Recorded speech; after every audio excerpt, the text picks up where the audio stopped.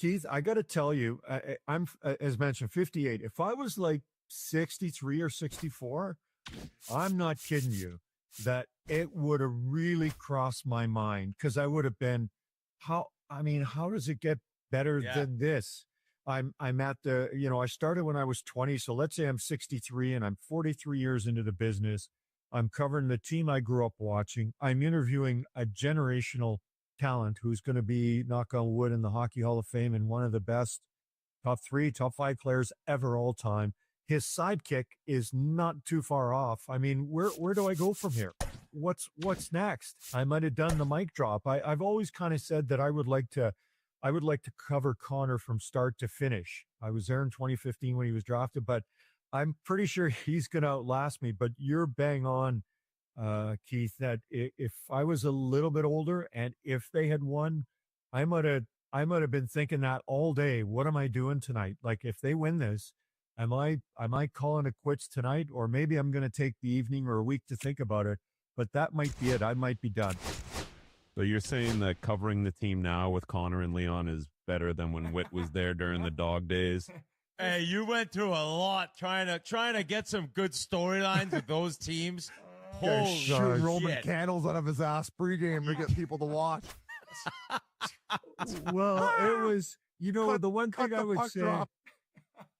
That's the thing, it was kind of funny because you're right, Keith. It was a challenging time. But what I would say about Whit and all those players through all those years of dejection and disappointment, the players always treated me well and were fantastic at still telling. Well, thank you for saying that. I mean, that does make me feel good because, Biz, you were bang on when that incident happened. I just kind of felt like, do I even want to be like that anymore? I can just say, hey, the Oilers are 3-1 in their last 5. The penalty kills at 89% over that stretch. I don't need any trouble, but I want to try and entertain. So after a while, you kind of step back and then you step forward again and you go back to, kind of who you are. But it was a difficult time. I have to tell you, when I see teams like Chicago and San Jose and some of these clubs now that are struggling and getting those high picks and trying to turn that into success, I have to shake my head and say, I remember when that was the Oilers and that was me covering a team like that. But the players, through the many coaches and general managers, honestly, they've been fantastic. I can't say enough great things about the organization, and even through the changes and sometimes many changes because of the lack of success, I always got treated well, and I always felt like when someone comes to talk to me, I hope that they leave and say, yeah, I'll go back and talk to that guy again. And one of the neat things from the playoffs of all things was in the conference final, we do these walk-up interviews, and so they don't wait for the person to arrive. As they're kind of in eyesight or the camera can see them, you kind of start introing so that they come up. And I was about to interview Mikko Rantanen, and I've covered him, and he goes, hey Gene, how you doing? And I can't tell you how much street cred that gave me because he wasn't an Oiler, and he wasn't, quote unquote, a Canadian kid who grew up watching me. But here he was, giving me this really nice welcome and hello. And so it was really nice. And one of the small things that's a big thing for me is when at the end of an interview, someone says, thanks, Gene, or, thanks, Biz, thanks, Jens, thanks, Whit, whoever it is. It's just that little extra that makes you feel like, hey, you know what? Yeah. They enjoyed the moment, they enjoyed the time, and that I hope they'll be back again. So, I met you in 2010. Yeah. And then, you've been doing it before I met you. You continue to do it.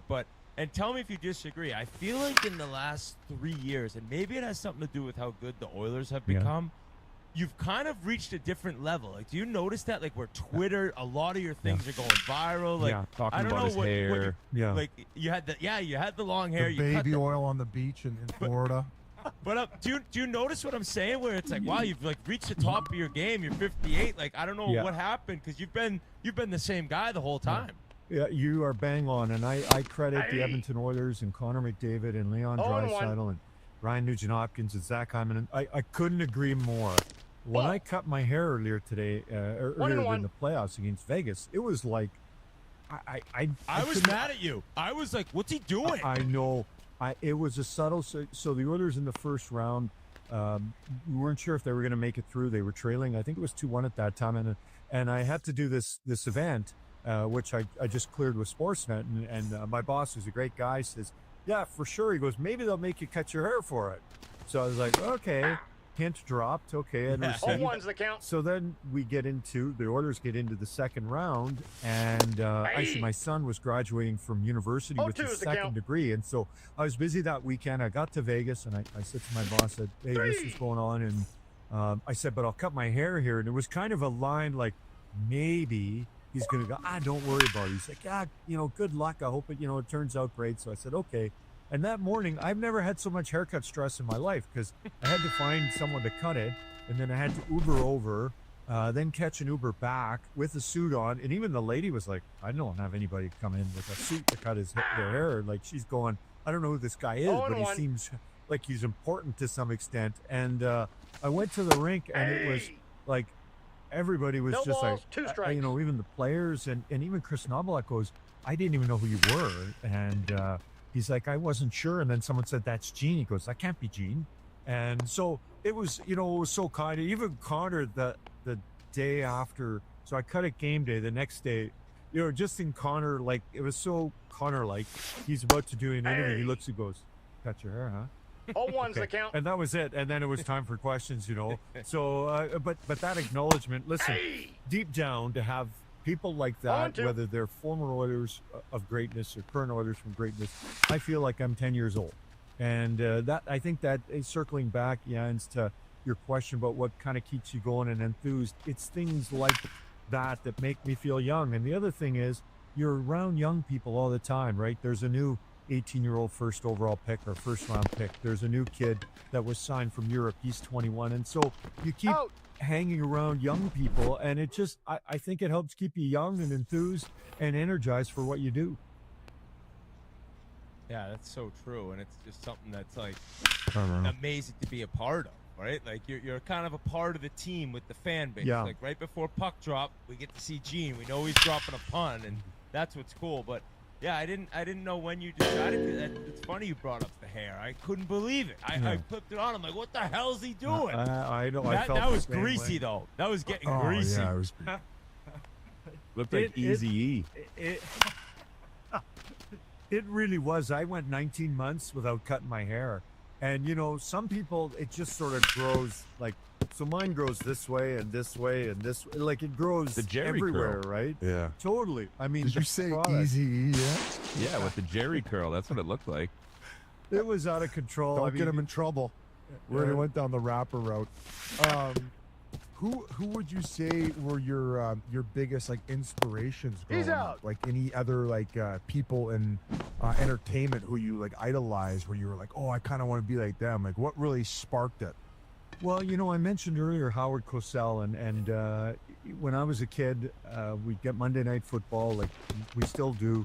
But I mean, Monday Night Football was so special. And on Sundays, we didn't, we would get kind of like the kickoff at 11 and then a 2 o'clock game, and that would be it. And we didn't have all these different channels to watch all the different games. So Monday night was all about football. And I remember my parents would let me stay up till halftime, and then Howard would do a kind of a wrap of the weekend action. And I grew up a Minnesota Vikings fan with Fran Tarkenton, Chuck Foreman. Those were sort of my guys, Ahmad Rashad, Sammy White. And so I would always want to see the highlights. And I know this may sound strange. I may not have even known, if we didn't have the paper that day, if Minnesota had won the day before. I know it sounds weird, but I would watch those highlights. And by the time halftime was over, I would know every result, including if Minnesota had played on Sunday, if they had won. So Howard Cosell, I was really into American announcers. In Canada, I was a big fan of Don Whitman. Even a guy who I just worked with, Chris Cuthbert. Chris isn't a whole lot older than me, but I remember watching him do the Olympics. And then I've had a chance to work with some, Ray Ferraro is a great analyst and a wonderful guy. Jack Michaels, who you guys know. I mean, Jack's like a wrestling announcer doing hockey. I mean, he is. People absolutely, Whit, you had asked about the last 2 or 3 years. I think Jack's answer about our brand, for lack of a better term, would be the same. His has grown exponentially because of what he does, how he does it, and the team that he covers. And of course, I feel very safe anywhere with Louis DeBrusque. Oh yeah, what a weapon! Oh my gosh, Louis! You know he's a handsome bastard too. We talk about Lundqvist, but holy, yeah. Oh, Louis is a good-looking dude too. Oh, yeah, absolutely. So lots of people along the way, you know. But I would say my parents. You know, I mean, you know, they unfortunately both have now passed. But I remember, you know, my dad would always say we came on a boat July 1959. And the people back home would write letters saying that the streets of, in this case, Edmonton, were paved with gold. And he got here and he goes, I don't see any gold on the streets, but hopefully for you kids, you and your sister, that there will be some gold in your future. You know, they love the Oilers. They wouldn't have known a puck if it hit them in the face when they came over. But the people fall in love with the sport that they know nothing about. And I remember once having a 20-minute phone conversation with my mom, and for 5 minutes we talked about my 3 kids and the weather, and then 15 minutes was like, what's wrong with the Oilers? And I'm like, oh my God, like this is a 70-year-old Italian immigrant woman who made seamstress, who made drapes for a living, that all she wants to talk about is the Oilers. So it is an example of what it's like. And I'm specifically talking about oil country and the Oilers, but you know, any major fan base that just has that kind of support. And just to kind of wrap up this thought, you know, there's a lot of great times that come with the playoffs, but sports helps a lot of people through difficult times. And just one story that through Instagram, I get so many notes from people and messages about all these great things that are happening in their lives thanks to the Oilers. But this is a note I, in fact, sent to Kelly McDavid, Connor's mom. And I said, you know, I got this note from this gentleman whose father was, you know, he was dying. And there was no other way for him to put it. He said, but when we moved him into a hospice, he said the 2 things he wanted, you know, I even think about it. That's just how much these guys mean to people. He wanted a photo with his late wife, and he wanted his Connor McDavid jersey. Those are the 2 things that he wanted to bring with him. And I just think sometimes, I know it was a disappointing loss, but you can't even, I think, register or calculate how much Connor, the Oilers mean to oil country, and take a certain player in their team and to their area. Like sports is wonderful. I just think it does separate people because you have your favorite teams, but it just brings them together, and it's the most beautiful thing. And I couldn't ask for a better way, you know, to have a career in doing this. You know, what kind of career? My friends joke, when are you going to retire? And like, wait a minute, you're already retired, you know? So there is a little bit of work that goes into it, but for sure, I love it. So, did you ever have an instance with a player that they kind of were like rattled with you a little bit? Like, because you're making jokes and maybe they're in a bad mood. Knows that he's got the story teed up. I don't know if you have one you could share. Yeah, one in particular. I've had a couple, just counts 1 and 0. I wouldn't say problems, but you kind of heard. Well, 2 that stick out, and one was diffused quite quickly. I remember with Kevin Lowe. Do you remember Alexander Selivanov? Yeah. He scored Phil Esposito's son-in-law, in that's fact. off the plate. Ball and 2. Alex had been with the Oilers, if I remember correctly, scored 29 goals one year. And then the Oilers didn't sign him, which was, you know, no big deal. And I interviewed him. He went to Columbus, and I interviewed him after a period, and I said, you know, were you surprised that, I'm paraphrasing, but that you had to wait for a job kind of thing? That kind of instance, or that kind of example. And then later on, you know, I saw Kevin Lowe, and he goes, I'm not happy with you. And I'm like, geez, Kevin Lowe's not happy with me. Now I'm not happy. Why? And he goes, well, what you asked Alex Selivanov. And he recited the question. I go, yeah, you know, I didn't say the Oilers didn't sign you. He goes, but when you say what you said, you're lumping us in with the entire group. And I went, you know what? It's true, because I'm broadcasting back to Oilers fans. So by not saying it, I'm still kind of saying it. And it was just a little subtle reminder, right? And I thought, you know, he's kind of right on that. And it wasn't meant to be a shot at the Oilers, but if you're reading between the lines, that's kind of what you would hear is, hey, are you surprised that the Oilers and the rest of the NHL didn't sign him? So I totally got that. The other one was Larry Murphy. Remember Larry Murphy, who put up a lot of points? I interviewed him once in Toronto, and I was doing a feature on him, and I don't know why I suddenly thought I was like Mike Wallace, but I was asking him all these freaking hard questions, which I thought they wanted. At that time, Larry was making, I think, $3.5 million, and we're talking 35 years ago, about 30. Yeah, it was like 30 years ago. He was the whipping boy too, right? And that's the point. He was getting booed a lot. Another legend Toronto booed out of the lead. Yeah, Leafs fans, stay hot. Yeah. And that's exactly the setup. He was making a lot of money, and he was getting booed. And so I remember asking him, and honestly, I would have wanted to punch myself in the face too for this. I said, do you think they're booing you because of your pay or because of your play? It's like, oh man, that hurts. I know. Who am I? Like, oh, that's like, Gene, you were supposed to be talking about like hot dogs or something. I know. And I just, when they said do a feature on him, that was kind of what was happening at that time. So I thought, oh, geez, I guess that's what they want. So Larry was really good, actually. Larry was fantastic. He answered the questions. We got out of there. The next game, 0-1's the count. Cliff Fletcher came at me, red like your shirt, Whit, and he was upset. And I was like, whoa, okay. And 1-1. Again, you kind of go back and you think about it. And I didn't speak to Cliff that night because there was no point. But I saw him the next game. I said, Cliff, you know what? I actually watched the feature back. And I said, you're 100% right. I was totally out of line. And he was so good about it, you know. He goes, you know, like, we got a lot of pressure going on. And you're the host broadcaster. And we weren't expecting that from you. We understand if he's standing in front of a bunch of journalists that people might ask him that, but we didn't think it would come from you or from your network. And I said, you're bang on. And I said, the next guy I got to talk to is Larry Murphy. And I went to see Larry, and he was fantastic. You know, I continued to cover him in his career, and then I would see him in Detroit a lot when he was doing the games. He was great. He goes, no problem. He goes, I just was kind of surprised. I didn't expect that. And I'm like, you know what? In some ways, I didn't expect that either. It was new to the Toronto market, and I think I felt like I had to do something, and that's what I did, and it was the wrong thing. So those are, Larry certainly sticks out as that would be at the top. And then there were some other ones like Kevin's that gave me some perspective on when you're asking people questions, sometimes it's not just what you say, it's the underlying meaning of the question.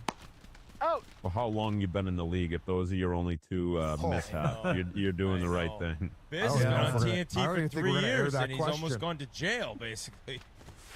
Yeah, like 7 guys have restraining orders on Biz in the league, and then you just asked Larry Murphy if it's the pay or the play. Well, yeah, I mean, the thing that, you know, the guys do on TNT is, and, you know, the podcasts have really opened things up. Again, when I was starting out, there's sort of 3 avenues. You either worked on radio, TV, or you were a writer. I mean, that was it. You had 3 options. There was nothing else. Balls, 2 strikes. And nowadays, there's so many options for kids, and you know, a lot of times people will look OnlyFans, everything. Yeah. Lord.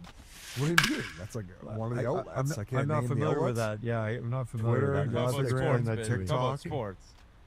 Plenty of people on OnlyFans not. That's all right, well, Gene, doing these what guys you are guys are torturing me. These guys are torturing me. McDavid's gonna leave. Like, nah. Come on. Like, tell me why. I mean, tell me how confident you feel that he will stay as an Oiler. You know, I'm really confident. I think that take your base. You know, back-to-back losses in the Cup final. One almost epic. Only the second time ever a team would have come back from deficit and to lose by a goal. Then another one where you're down to a best of 3 and you lose in game 6. I think Connor is, you know, in soccer we would use the term gutted. And I just think at the end of the season, Connor was, you know, I in hindsight, it would have been nice not to have him talk, but you know, that would have been worse because people would have been making up their own words and their own sentences. Yeah, we would have been doing plenty of that. On attack. Right? Of course, right? So he has to talk, but then people don't see this big, smiley, lovey-dovey words of I'm staying forever, you know, and I never took any of it. Like when I say personally, I mean as a city. I never took that as anything bad at all. I just took a guy who's spent. He's given everything, and then some, and has, I'm not going to say nothing to show for it, but not what he wants to show for it. So I'm cool with him, like taking off, go spend some time at the cottage. You know, I've heard he's already working out, and Yeah, just go relax and let's make this a negotiation. One of the great questions that he answered was a message to the fans, and he spoke of how difficult it's been, but how enjoyable it's been, and he said, stick with us because for all of us, it's going to pay off. And to me, that was kind of better than I love you. To me, that was I'm saying to you and to everybody, stick with it. We got this. We're going to get this. Continue to be patient and continue to love us. And I promise you, we'll give you the love that you want with the Stanley Cup. So I'm not, I'm not saying he's signing an 8-year deal, but I'm not concerned at all that Connor wouldn't come here. I mean, everything I've seen and heard, I've never heard an inkling that he dislikes anything, Whit just came in his jeans. Yeah, no, that happens all the time, though. A soft wind can make that happen, Biz. But Gene, a lot of people, like, I have some buddies at home that are like, why does he seem so miserable? And, like, I've kind of said, I think he's just, he's maybe wound a little tight, but he's obsessive about, his craft and the game, and he's a pro. But around the room, like, he is different. Like, at least I've been told. Like, it's just more how he comes off in the media, correct? Yeah. And you know what? He's been so great with the media. I mean, See, that's where people will say, no, he hasn't. Well, I think that, and what I was going to add was that when the camera stopped rolling, there was a time you think Connor was fast on the ice. The cameras would stop rolling and he was done. And so now the cameras stop rolling and he chats with you. I mean, he arrives at 18 with this generational talent tag with an organization that you played here. I mean, is trying to find just a sample of those glory days. And it all lands on his lap. Despite everybody that he has, it lands on him. And I think over certainly the last decade, Leon has taken some of that, maybe even more than we expected, considering that, in the beginning, we weren't quite sure what Leon was going to be, but he's an all-star. I mean, he's going to be a Hockey Hall of Fame player. But I just think that he's really started to become more comfortable with who he is. And that's tough to ask an 18-year-old. And where I see it the most is with kids. I think that Connor now knows and has for the last, certainly once we got through COVID and then there was more interaction with people face to face, that 10 seconds, that photo, that signature, that handshake, that fist pump, that smile, that pat on the back, whatever it is, I mean, that kid is remembering that for another 50, 60, 70 years. Oh, life-changing for somebody. Unbelievable, and it really is. And I think that Connor understands that, where before, you get a 13-year-old kid and you're 18, and it's tough. Like, it feels probably a little weird in some cases too, right? It's like he just wants to be alone and privacy, and it's a lot. I couldn't imagine handling that at that age. Yeah, absolutely. And I think that over the course of the last decade, he's now married, and he said himself one day, he's going to be a dad. And I mean, it's the evolution of a human being who, in this case, is a guy that people are comparing with Wayne Gretzky. I mean, talk about a lot of pressure and trying to fulfill that pressure and the expectancy to win a Stanley Cup. Paul Coffey told a great story after the Oilers lost the first Stanley Cup to the Islanders, and that's why, I mean, I think we just had this like dream sequence that the Oilers were going to win, and it was going to be like 84, 85. They lost in 83. They came back to win in 84 against the same team, just like the Oilers back then. We had it all written out, and Florida decided that they had a different script to finish this season off with. But Paul told a story how Wayne said, I got to win a cup. They're never going to compare me, or I'm never going to have the same legacy as a Guy Lafleur after they had won their cups in a row, or Braun Trottier, Mike Bossy. And I firmly believe that's Connor, and I firmly believe, like Wayne, he's going to win Stanley Cups as well. But I think sometimes people just forget the pressure. Just waking up and you're Connor McDavid and people expect you to be a superstar every game, and they expect you to win scoring titles and score goals and be Mr. Community and be the husband of the year and win a Stanley Cup and. I mean, he is a human. And I've seen him, though, really kind of get more comfortable with who he is. I'm not sure he's ever going to be all jokey and funny in front of the cameras. I do see that more than I used to. but I just feel like he's, even if it doesn't look like he's different, I think he feels different about his comfort level when he's talking to a row of cameras and microphones. I was going to ask the same thing about Leon. Like, he seems like he's a pretty funny guy, very sarcastic, right? Oh, I love it. I love it. You know, that's the thing about Leon. You know, he kind of puts you on edge a little bit. Like, he reminds me a little bit, and you guys know him and played with him, Dustin Penner. I remember Dustin was one of those guys, like, you better make sure your question, first of all, was a question, not a statement. And that the question, I guess, had some merit. Like, Leon's not afraid to kind of give you, I wouldn't say a jab, but make it clear that maybe the question wasn't a great one. He doesn't, I don't think he does it rudely, but I think he makes his point, and he's more open and I think honest and forward with his feelings. Like, if he doesn't like something, he doesn't like some questions, he'll tell you, whether he actually verbally tells you or he'll tell you in his answer. Where Connor, I would say, that doesn't really do that. But I've enjoyed being around Leon. I got to tell you, I didn't know what, first of all, I didn't know what kind of player he was going to be. I mean, MacT sent him back to junior with Kelowna. They made it to the Memorial Cup, and everyone's going, what is this kid? You know, who's he going to be? I mean, he's turned into an incredible, I mean, you know, he plays with Connor, and of course, people have always 97 sort of first in their mind and then 29, but Connor said it himself. I mean, I'm not the best player on the ice all the time, and a lot of times it's number 29. And so it's such a wonderful time to be, people say, how's your job? How's your work? How's your career? I get to watch those guys and the rest of the guys around them. So it never feels like work. And Leon, you know, one of the neat things is getting to know guys from being teenagers into young men, and you just sort of see their evolution. And I love Leon. I think he's fantastic, and I think sometimes, long answer, I think he sometimes speaks for Connor. I think sometimes things are going on, and it isn't maybe right or proper for Connor to answer a question, whether it be about him or the team. Leon will step forward and kind of answer it for Connor, and Leon's and the rest of the team kind of going, okay, enough. Here's the answer. Let's move on. What's it like being on the road with Bob Stauffer? Well, listen, I haven't been the same since he said he would block shots in the nude. I've not seen Bob in the nude, but I seeing him a lot. I could kind of imagine.